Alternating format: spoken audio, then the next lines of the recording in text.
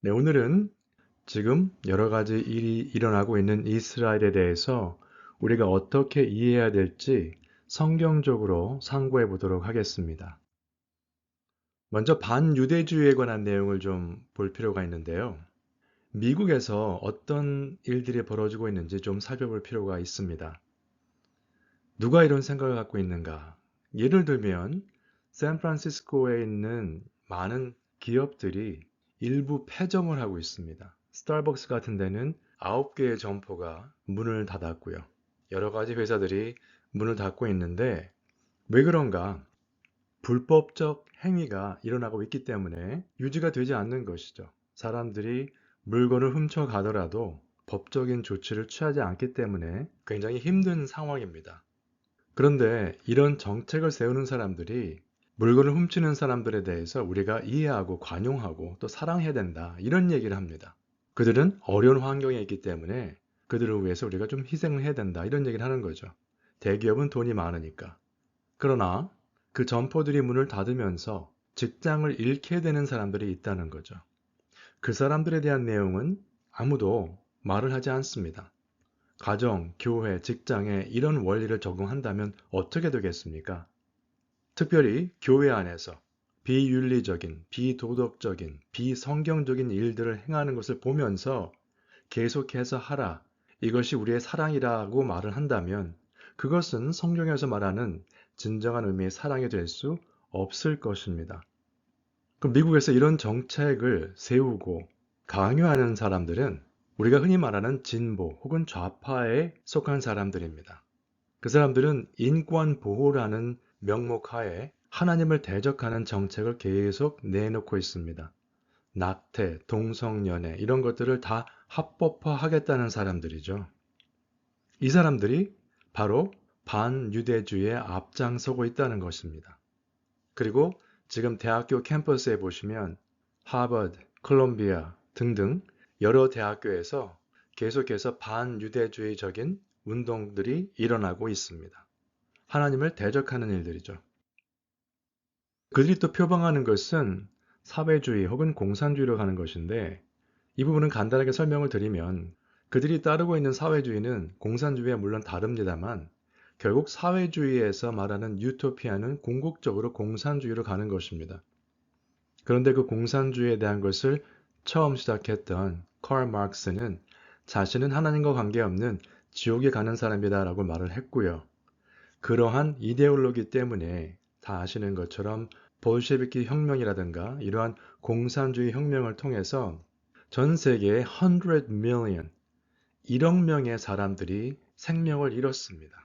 그래서 이 책의 저자는 분명히 이것은 the father of lies, 사탄의 괴계라고 말을 하고 있습니다. 그래서 이 진보 좌파 쪽 사회주의 공산주의를 표방하는 사람들은 모든 정책과 방향 설정이 하나님과 대적하는 것으로 보시면 되겠습니다. 특별히 유대인에 관한 것도 굉장히 비우호적입니다. 우리가 성경 말씀을 보실 때 주의할 점이 있습니다. 교회 안에서도 이 세상에 있는 사건들을 통해서 성경을 해석하고 확인하려는 시도가 너무나 많습니다. 상당히 위험한데요. 예를 들어서 1, 2차 세계대전 때 사람들은 이 전쟁이 바로 성경에서 말하는 마지막 전쟁이구나. 아마게돈 전쟁인가 보다. 이렇게 생각을 했어요. 왜냐하면 워낙 많은 사람들이 생명을 잃었기 때문에. 아니었죠. 흑사병이 돌았을 때 중세에서도 이것이 마지막 때라고 생각을 했었어요. 계속해서 등장하는 것은 짐승의 표 이야기죠. 뭐 베리칩을 심는다, 하면 안 된다, 이거 해야 된다. 이런 식으로 말하는 것은 세상에서 일어나는 일을 가지고 성경 말씀을 해석하려는 것입니다. 그렇게 하게 되면은 뭐가 문제인가? 계속해서 어떤 사건이 일어날 때마다 바뀌어야 돼요. 생각이. 그래서 이런 것들을 필요 이상으로 강조하는 사람들이 바로 종말론과 공포를 조장하고 어떨 때는 흥미를 유발하는 사람들인데 바로 이단들의 특성입니다. 가장 많이 사용하는 것이 이 사람들은 예수님의 재림의 시기라든가 마지막 때의 전쟁 같은 것을 많이 이야기하죠. 교회 안에서도 이러한 잘못된 가르침들이 많이 일어나고 있기 때문에 조심하셔야 되고요. 우리가 할 것은 결국 말씀으로 돌아가는 것입니다. 마지막 때에 관한 것은 우리가 모두 관심이 있어 하죠. 그래서 마태복음 24장에 보시면은 제자들이 예수님께 나와서 물어봅니다. 어느 때에 이런 일이 있겠사오며 또 주의 임하심과 세상 끝에는 무슨 징조가 있사오리까? 라고 묻습니다. 예수님의 답변은 우리가 생각하는 것과 달라요. 너희가 사람의 미혹을 받지 않도록 주의하라 라고 말씀하셨어요, 먼저. 어떤 사람들일까요? 물론 뒤에 나는 그리스도라 하는 사람들이 많이 나온다고 하셨는데 결국 이런 사람들은 세상 일과 말씀을 자꾸 연결시키려고 하는 사람들이에요. 무슨 일이 있을 때마다 자꾸 이야기하는 사람들입니다. 그것을 성경 말씀으로 가져와서 그것으로 성경 말씀을 해석하려고 하는 사람들이에요. 굉장히 충실하게 성경 말씀을 이해하는 것 같이 보일 수 있지만은 성경 외적인 것을 가져와서 성경을 이해하는 것은 상당히 위험합니다. 교회 안에서도 이런 일들이 많이 일어나기 때문에 계속해서 주의하셔야 돼요. 또 말씀하시죠? 난리와 난리 소문을 듣겠으나 너희는 삼가 두려워하지 말라. 우리가 계속해서 세상 일을 가지고 성경을 해석하려고 하는 시도를 하게 되면 두려운 마음들이 생깁니다. 그러나 예수님께서는 분명히 두려워하지 말라라고 말씀하셨어요. 이런 일이 있어야 하되 아직 끝은 아니니라 라고 하셨습니다. 이 말세의 징조는 우리가 알 수 있지만 마지막 때는 알 수 없다는 거죠. 계속해서 민족이 민족을, 나라가 나라를 대적하여 일어나겠고 지금 계속 듣고 있죠, 저희들이. 곳곳에 기근과 지진이 있으리니 이 모든 것은 재난의 시작이니라. 시작이에요. 그렇게까지만 말씀하셨어요. 나중에 예수님께서 우리가 마지막 때를 어떻게 대비하며 살아야 될지를 또 말씀하시지만은 여기는 그 질문에 대한 답변이었습니다. 그러면 하나님께서 이스라엘 백성들에게 어떻게 말씀하셨는가 살펴보아야 되겠습니다.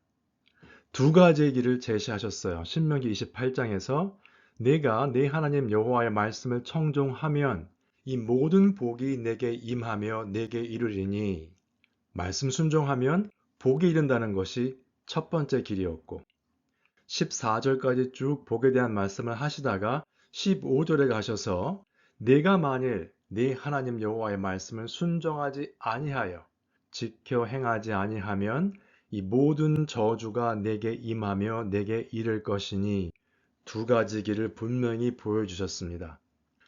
이스라엘 민족이 어떻게 했죠? 불순종했죠. 그래서 계속되는 신명기 28장의 말씀에서 불순종의 결과가 어떤지를 또한 말씀하셨어요. 여호와께서 너를 땅 이 끝에서 저 끝까지 만민 중에 흩으시리니 BC 586년에 바벨론에 의해서 남유다가 함락된 후에 1948년에 독립할 때까지 2000년이 넘는 시간 동안 그들은 전 세계에 흩어져 있었습니다. 그들의 삶이 어땠습니까? 그 여러 민족 중에서 내가 평안함을 얻지 못하며 내 생명을 확신할 수 없을 것이라. 2차 대전 당시에 나치들에 의해서 600만 명의 유대인들이 학살을 당했습니다. 그리고 인류 역사를 쭉 보시면은 그들은 계속해서 핍박받고 어려운 삶을 살았어요. 그러나 하나님의 보호하심으로 오늘날까지 남아있는 것입니다. 정말 하나님의 은혜죠. 그런데 하나님께서 또한 때가 이르면 그들을 다시 모으시겠다는 이스라엘의 회복의 약속을 하셨어요. 에스겔서 36장에 보시면 내가 너희를 여러 나라 가운데서 인도하여 내고 여러 민족 가운데서 모아 데리고 고국 땅에 들어가서 라고 말씀하셨습니다. 1948년도에 그런 일이 일어난 것이죠. 아무도 그 생각을 하지 않았어요. 2000년 동안 나라 없던 민족이 다시 그 땅을 회복하리라고는 누구도 생각하지 못했습니다. 그래서 성경학자들은 그때까지만 해도 그냥 이 부분은 해석할 때 영적인 회복이다 이렇게만 생각을 했었습니다. 실제적으로 땅을 회복하는 것이 아니라. 그리고 계속되는 에스겔 말씀에서 내가 너희 조상들에게 준 땅에서 너희가 거주하면서 내 백성이 되고 나는 너희 하나님이 되리라. 이 말씀들은 지금 이루어지고 있는 과정입니다. 완성되진 않았어요. 그들이 지금 하나님께 돌아오지 않았죠. 아직까지는. 그러나 분명히 하나님께서 말씀하신 것처럼 그들이 마지막 때에 돌아올 줄로 믿습니다. 그러면 지금 현재 상황을 볼 때 우리가 이 부분을 어떻게 이해할 수 있는가? 이 말씀에 보시면 두 가지의 나라가 나옵니다. 애굽과 에돔이 나옵니다. 애굽은 황무지가 되겠고 에돔은 황무한 들이 되리니 이는 그들이 유다 자손에게 포악을 행하여 무죄한 피를 그 땅에서 흘렸음이니라. 이번에 일어났던 사건도 결국 이스라엘 자손들의 무죄한 피를 흘렸죠. 그들은 끝이 좋을 수가 없습니다. 여기서 말하는 애굽과 에돔은 이스라엘을 핍박하고 어렵게 하는 모든 나라들이 되겠죠. 계속되는 말씀에서 유다는 영원히 있겠고 이스라엘은 영원히 있겠고 그 말씀이고 예루살렘은 대대로 있으리라. 내가 전에는 그들의 피 흘림 당한 것을 갚아주지 아니하였거니와 계속해서 그들은 핍박받고 힘든 생활을 했어요. 그러나 이제는 갚아주리니 이는 여호와께서 시온에 거하심이니라. 하나님께서 하나님의 때에 시작하시는 일들에 대해서 정확하게 말씀하고 계십니다. 그러므로 지금 혹은 장래에도 어떤 나라가 되었든 그들을 핍박하고 무죄한 피를 흘리게 하는 자들은 하나님께서 갚아주신다는 거예요. 그래서 이스라엘의 미래를 보시면 아모스서 9장에 이렇게 나와 있죠. 내가 그들을 그들의 땅에 심으리니 그들이 내가 준 땅에서 다시 뽑히지 아니하리라. 내 하나님 여호와의 말씀이니라. 하나님께서 그들을 다시 모아서 하나님께서 약속하신 땅에 데리고 왔을 때에는 다시는 그 땅을 잃어버리지 않는다는 뜻입니다. 계속해서 제가 말씀드립니다만 중요한 것은 세상에 일어나는 사건들이 일어날 때마다 그것을 자꾸 성경 말씀으로 가져와서 이런 뜻인가 저런 뜻인가 고민하시는 것은 신앙생활에 도움이 되지 않습니다. 물론 그런 것들을 알고 계신 것이 유익이 될 수는 있습니다만 신앙생활과는 직접적인 관계가 없다는 것을 기억하시고요. 그래서 성경에서 말씀하는 이스라엘이 어떤 나라인가를 자꾸 연구하시고 상고해 보셔야 돼요. 그러면 세상에서 일어나는 일들을 성경적인 시각으로 보시게 됩니다. 세상에서 있는 일을 가지고 성경으로 들어오는 것이 아니라 성경적 세계관을 가지고 세상에 있는 일들을 보시게 된다는 거죠. 그것은 근본적으로 다른 관점이죠. 그래서 크리스찬으로서 우리가 가져야 할 자세는 무엇인가? 말씀을 붙잡으셔야 돼요. 천지는 없어지겠으나 내 말은 없어지지 아니하리라. 예수님께서 이렇게 말씀하셨습니다. 너희는 스스로 조심하라. 그렇지 않으면 방탕함과 술 취함과 생활의 염려로 마음이 둔하여지고 뜻밖의 그날이 덫과 같이 너에게 임하리라. 여기서 마음이 둔하여진다고 말씀하셨는데 영적인 눈이죠. 영적으로 둔하여지면 세상 일에 휩쓸리게 돼 있고 이런저런 염려와 걱정을 하게 돼 있습니다. 그 삶에는 기쁨이 있을 수 없겠죠. 마태복음에서도 말씀을 드렸습니다만 예수님께서 분명히 우리에게 두려워하지 말라고 말씀하셨어요. 그리고 그 마지막 때는 우리 믿는 자뿐만 아니라 믿지 않는 자들, 알지 못하는 자들에게도 똑같이 임합니다. 맨 끝에 보시면 이날은 온 지구상에 거하는 모든 사람에게 임하리라. 아멘입니다. 그래서 우리는 늘 깨어 있어야 되고 말씀 가운데 믿음을 굳게 지켜야 되는 것이죠. 결론적으로 베드로전서에 이렇게 말씀하셨습니다. 만물의 마지막이 가까이 왔으니 그러므로 너희는 정신을 차리고 근신하여 기도하라. 그러한 마음 자세로 기도하라 라고 볼 수도 있겠지만은 원래 의미와 영어 성경을 보시면 미묘한 차이가 있습니다. 뭐라고 되어 있냐면 Be of sound judgment and sober spirit for the purpose of prayer. 기도를 위해서 정신을 차리고 근신하라는 거예요. 바른 기도를 위해서. 여기서 말하는 sober spirit이라고 되어 있는 것은 술 취하다는 말, drunk라는 말과 반대되는 말이 sober입니다. 정신을 바짝 차리고 기도하라는 것입니다. 그 다음 구절에 무엇보다도 뜨겁게 서로 사랑할지니 사랑은 허다한 죄를 덮느니라. 도둑질을 해도 비도덕적인 삶을 살아도 괜찮다, 사랑한다, 감싸주는 그 사랑이 아니라는 거 기억하시기 바랍니다. 왜냐하면 그 다음에 이렇게 나왔어요. 서로 대접하기를 원망 없이 하고 각각 은사를 받은 대로 하나님의 여러 가지 은혜를 맡은 선한 청지기 같이 서로 봉사하라. 만물의 마지막이 가까이 왔으니 하나님 앞에 바른 기도를 위해서 정신 차리고 근신해야 될 것이고, 서로 사랑하는데 그 사랑하는 모습은 어떤 것인가? 서로 대접하기를 원망 없이 하고, 은사를 주신 거잖아요, 하나님께서. 선물로 주셨죠? 그 은사를 받은 대로 하나님의 여러 가지 은혜를 맡은 선한 청지기 같이, 내 것이 아니죠.